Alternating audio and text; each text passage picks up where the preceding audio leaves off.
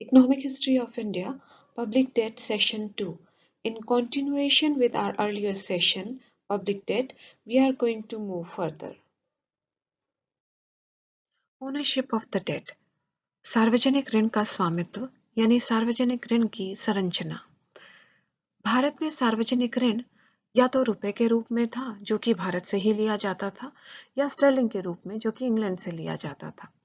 1857 की क्रांति तक स्टर्लिंग का भाग बहुत ही कम था, परंतु इसके बाद ये तीव्र गति से बढ़ने लगा।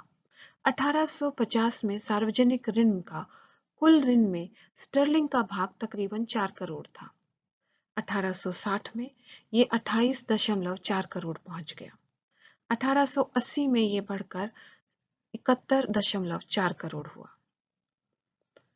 1913 में ये और भी ज्यादा बढ़ गया और ये तकरीबन 2066 करोड़ हो गया। अगर हम कुल सार्वजनिक ऋण में स्टर्लिंग ऋण के प्रतिशत को देखें तो 1879 में ये 37% था, 1881 में ये 43% हुआ, 1901 में 60% और 1913 में ये 65% हो गया। सार्वजनिक ऋण का बदलता हुआ रूप। 1939 में कुल सार्वजनिक ऋण का 40% स्टर्लिंग के रूप में था। यह 448 करोड़ था। द्वितीय विश्व युद्ध के उपरांत कुछ अनुकूल परिस्थितियों के कारण स्टर्लिंग के रूप में लिया गया कर्जा का मुख्य भाग अदा कर दिया गया। अब मुख्यतः रुपए के रूप में कर्जा रह गया था। स्टर्लिंग का ये भाग क्योंकि यूरोपियन देशों से लिया गया था, तो जब ब्याज समेत इसे वापस दिया गया तो यह होम चार्जेस का एक मुख्य भाग रहा। कुल ऋण में अगर हम रुपए के रूप में सार्वजनिक ऋण की संरचना देखें तो हम पाते हैं कि इस रुपए के रूप में लिए गए ऋण में भारतीयों की भागीदारी का प्रतिशत बहुत कम था। 1847 में ये तकरीबन 36% था, जो कि 1861 में घट के 34% हो गया। 1880 में ये और घटा और 22% हो गया। 1913 में ये 47% के करीब था, यानी 47% सार्वजनिक ऋण भारतीयों से लिया गया और बाकी का 53% ब्रिटिशर्स द्वारा लिया गया था। लंदन से लिए जाने वाले कर्जे की नीति का तर्क। सार्वजनिक ऋण दो भागों में विभाजित था। एक, स्टर्लिंग के रूप में लंदन से लिया गया कर्जा, दूसरा भारत से रुपए के रूप में लिया गया कर्जा। जो रुपए के रूप में लिया गया कर्जा था उसको फिर दो भागों में विभाजित किया गया। एक वह हिस्सा जो भारतीयों से ही लिया गया था और एक वह हिस्सा जो ब्रिटिशर्स से लिया गया था। ब्रिटिशर्स से लिए गए कर्जे के अदायगी उसके ब्याज दर की अदायगी में काफी मात्रा में मौद्रिक पलायन हुआ। ब्रिटिशर्स की लगातार फिर भी यह शिकायत रही कि विनिमय दर में बदलाव आने के कारण उनकी गणना सही नहीं बैठ पाती है, जिसके कारण जो ब्याज दर स्टर्लिंग में अदा करना पड़ता है उसके बोझ में लगातार वृद्धि हो रही है और वही एक कारण है घाटे का।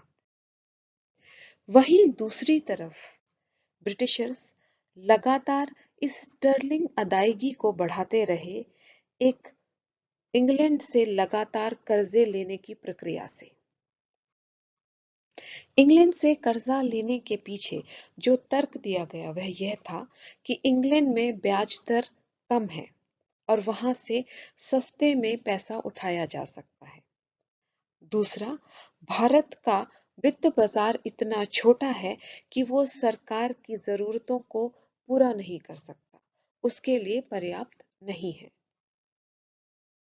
ये सही है कि ब्रिटेन में ब्याज दर कम था, परंतु वह इतना कम भी नहीं था कि विदेशी मुद्रा में ब्याज दर की अदायगी से होने वाली क्षति की पूर्ति कर सके। इसके कारण लगातार विनिमय दर घट रहा था। वित्तीय गणना में भी अनिश्चितता बनी हुई थी।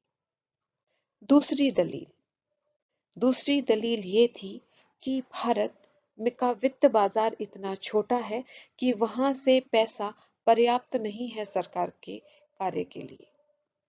यह भ्रम प्रथम विश्व युद्ध में टूट गया, जब सिर्फ भारत से ही काफी मात्रा में पैसा उठाया गया। सार्वजनिक ऋण का वर्गीकरण। ईस्ट इंडिया कंपनी द्वारा लिया गया सार्वजनिक ऋण पूरी तरह से अनुत्पादक था।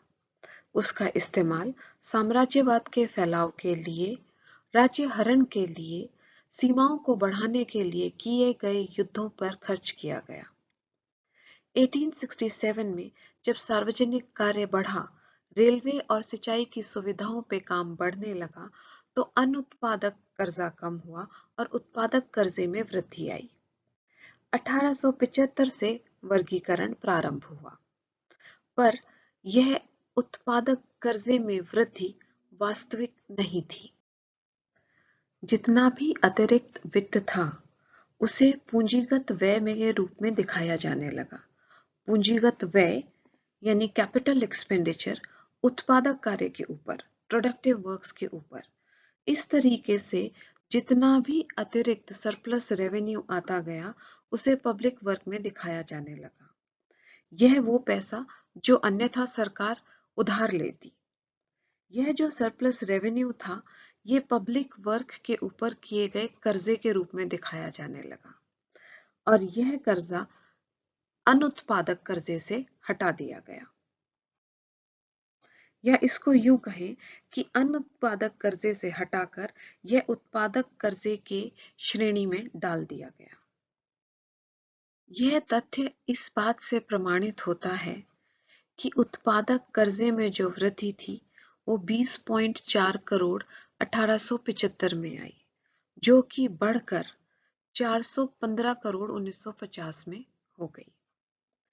अगर अनुत्पादक कर्जे को या ऑर्डिनरी डेट को हम देखते हैं, तो उसी सेम अवधि में, उसी समय अवधि में ये 102 करोड़ कम हो गया और ये घट के मात्र 3 करोड़ रह गया। इस तरह के बुक ट्रांसफर्स ने सरकार के खर्चीलेपन को बढ़ावा दिया। इस तरह बजट का सरप्लस जो दिखाया गया, उसके कारण अगर बजट सरप्लस एग्जिस्ट करता था, अगर विद्यमान था, तो उसके कारण करों में कमी आनी चाहिए थी, पर कमी ना आकर करों में पूंजीगत व्यय को बढ़ा दिया गया, कैपिटल एक्सपेंडिचर को इंक्रीज किया गया। वास्तविक स्वरूप देखा जाए तो उत्पादक सार्वजनिक ऋण का परिणाम भारतीय रेलवे 1900 से पहले घाटे में चल रही थी। यह सरकार के ऊपर उतना ही बोझ थी जितना कि एक अनुत्पादक सार्वजनिक ऋण। यही नहीं, रेलवे भारत के कुछ भागों में मात्र व्यापारिक लक्ष्यों से नहीं चल रही थी, या यूं कहें कि उनका कोई व्यापारिक लक्ष्य था ही नहीं। जब लाभ प्राप्त करना शुरू किया, तब भी वह सिर्फ और सिर्फ व्यापारिक कारणों से नहीं चल रही थी। इसलिए इस चीज की गणना करना कठिन हो जाता है कि रेलवे पे किए गए खर्चे का कितनी लागत वापस आ पा रही है, और इसी के साथ जो करदाता है उसको रिलीफ मिल रहा है सिर्फ इसलिए कि अनुत्पादक ऋण कम हो गया। यह एक भ्रम था। दो तत्वों से हम भारत के सार्वजनिक ऋण के भार का आकलन कर सकते हैं।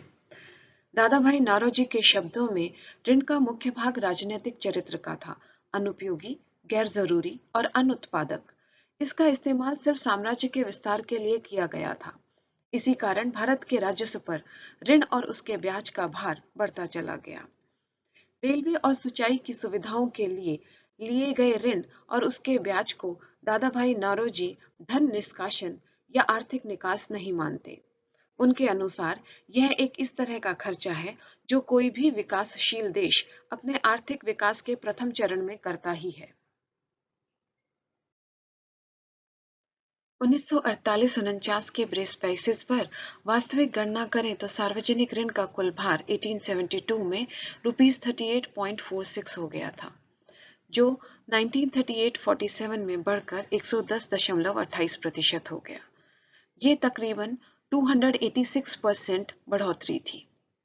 1872-80 में कर राजस्व का 17.5% कर्जा अदायगी के रूप में जाता था, जो कि 1938-47 में बढ़कर 25.8% हो गया था।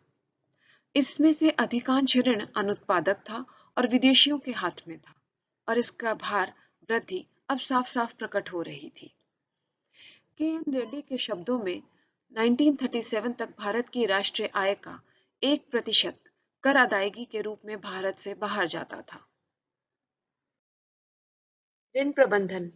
प्रथम विश्व युद्ध से पूर्व सार्वजनिक ऋण मोचन की भारत सरकार की कोई निश्चित योजना नहीं थी। किसी भी तरह के ऋण शोधन निधि की स्थापना भी नहीं की गई थी। जैसे इंग्लैंड में 1875 में सिंकिंग फंड की स्थापना की गई थी। इससे पूर्व 1798 में लॉर्ड वेल्सले द्वारा ये प्रयोगात्मक आधार पर किया गया था। ऋण को कम करने के प्रयास किए गए। रेलवे तथा शिक्षा के द्वारा राजस्व सरप्लस से और रेलवे द्वारा वार्षिक आय से, परंतु ये प्रयास बेतरतीब थे और किसी भी व्यवस्थित नीति के ऊपर आधारित नहीं थे। 1917 में जो कर्जा लिया गया, उसके लिए पहली बार सिंकिंग फंड यानी ऋण शोधन नीति की स्थापना की गई। निश्चय किया गया कि हर साल कुल कर का 3/2% लोन की अदायगी या सिक्योरिटी की खरीद के लिए रखा जाएगा। यही प्रक्रिया 1919, 1920, 1921 में लिए हुए ऋण के ऊपर भी अपनाई गई। बेसल ब्लैकेट ने अपने 1924-25 बजट भाषण में भारत के सार्वजनिक ऋण मोचन के लिए एक नियमित कार्यक्रम शुरू करने की घोषणा की, जो कि व्यवस्थित तथा मान्यता प्राप्त सिद्धांतों के ऊपर निर्धारित था। उन्होंने सुझाव दिया कि सबसे अच्छा तरीका यह है कि कुल सकल सार्वजनिक ऋण के एवज में आयोजित पूंजीगत परिसंपत्ति की जांच की जाए और उचित अवधि तय की जाए जिसके भीतर प्रत्येक श्रेणी के ऋण को समाप्त किया जाना था। इस सिद्धांत के आधार पर वित्त मंत्री ने एक योजना की घोषणा की, जिसके तहत सरकार को ऋण में कमी के लिए 1 साल से 4 करोड़ रुपए की राशि का प्रावधान किया जाना था। स्टर्लिंग को 15 रुपए प्रति पाउंड में परिवर्तित किया जाना था।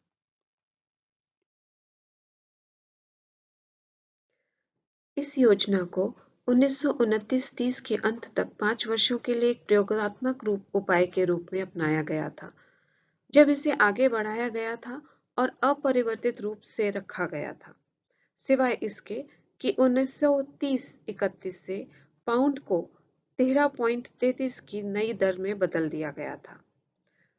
1933 में प्रभावी प्रावधानों के साथ नकदी प्रमाण पत्र के संबंध में आवर्ती देयता को पूरा करने के लिए भी प्रावधान किए जाने लगे, जो सरकार के ऋण के हिस्से के रूप में माना जाने लगा।